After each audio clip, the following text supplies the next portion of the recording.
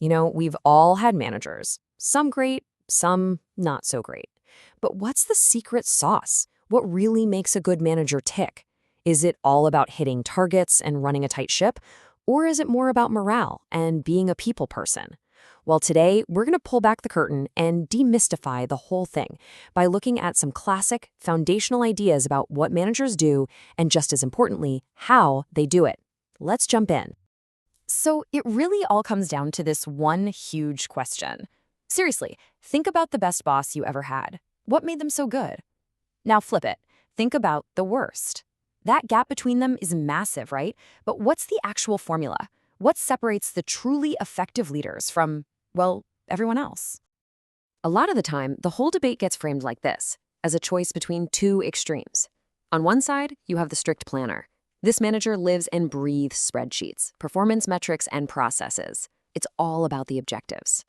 Then, on the other side, you have the people person, who's totally focused on motivation, team building, and making sure everyone feels good. So which is it? The planner or the people person? Well, as you can probably guess, the real answer is a little more complicated than that. Okay, so to really get to the bottom of this, we need to go back to square one. Let's forget the labels for a second and just ask, what is a manager's job, really? What are the fundamental things they're supposed to be doing all day? A really great starting point is the work of Henri Fayol, one of the pioneers of management theory. He saw a manager as kind of an architect, right? Someone who designs a blueprint for success. He broke it down into 5 key jobs. First, there's planning. You got to know where you're going. Then organizing, lining up all your people and resources to get there. After that is directing, actually leading and motivating the team to do the work. Then you have coordinating, making sure all the different pieces are moving together smoothly. And finally, controlling, checking your progress against the plan to make sure you're not veering off course. It's a really clean, logical way to look at it. But let's be real for a second. That all sounds great in a textbook, but does any manager's day actually look that neat and tidy? Fayol's list is what managers are supposed to do, but what about the chaotic, messy reality of what their day-to-day really looks like? And this is where another thinker, Henri Mintzberg, comes into the picture. He actually went out and observed managers in the wild, and he realized their days weren't some orderly checklist. He saw it as a constant juggling act, where they're rapidly switching between 10 different roles that fall into 3 big categories.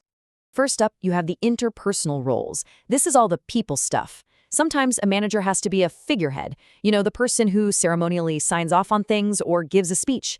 Then they're a leader, which is the coaching and motivating part we all think of. And they're also a liaison, networking and building bridges with people outside their immediate team. The second category is informational. Here, the manager is basically the nerve center for the team. They act as a monitor, constantly scanning for useful information, whether that's from industry news or just the office grapevine. Then they're a disseminator, passing that crucial info along to the team. And finally, they act as a spokesperson, sharing information about the team's work with the rest of the organization. And what do you do with all that information?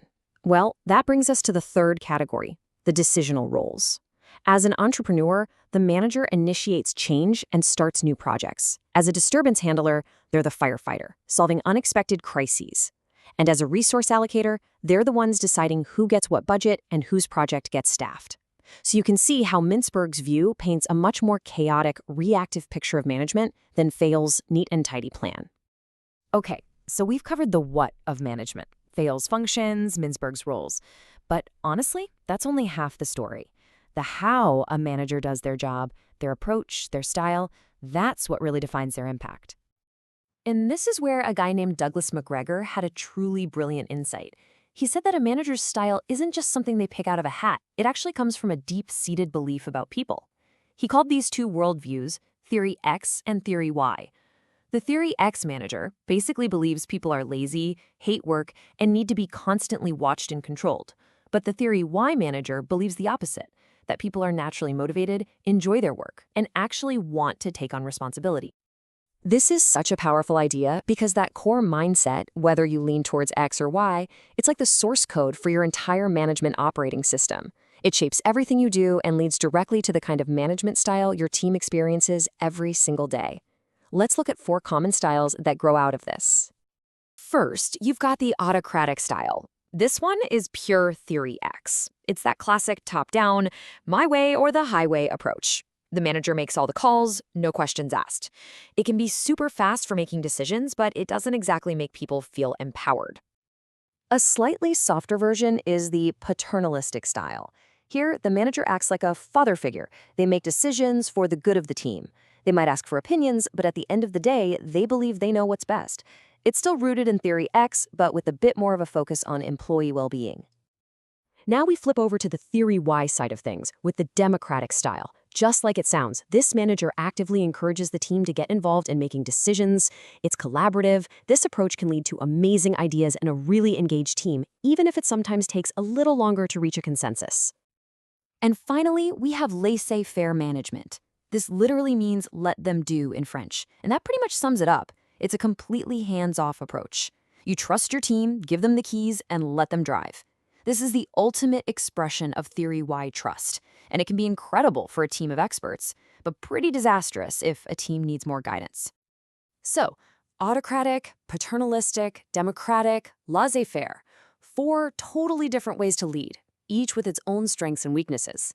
Which brings us right back to the million-dollar question: which one is actually the best?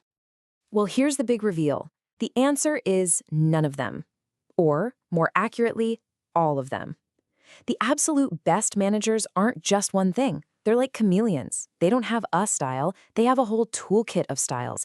And the real skill is knowing which tool to use for which job. So the ultimate management skill isn't being a great democratic leader or a decisive autocratic one. It's adaptability. Think about it like building with Legos. A master builder doesn't try to use the same 2x4 brick for everything. They pick the exact right piece for the specific challenge in front of them. A full-blown crisis might need a firm autocratic hand, but a creative brainstorming session, that's when you need to be democratic. And that brings us to the final, and I think the most powerful question you can ask yourself. The question isn't, what kind of manager am I?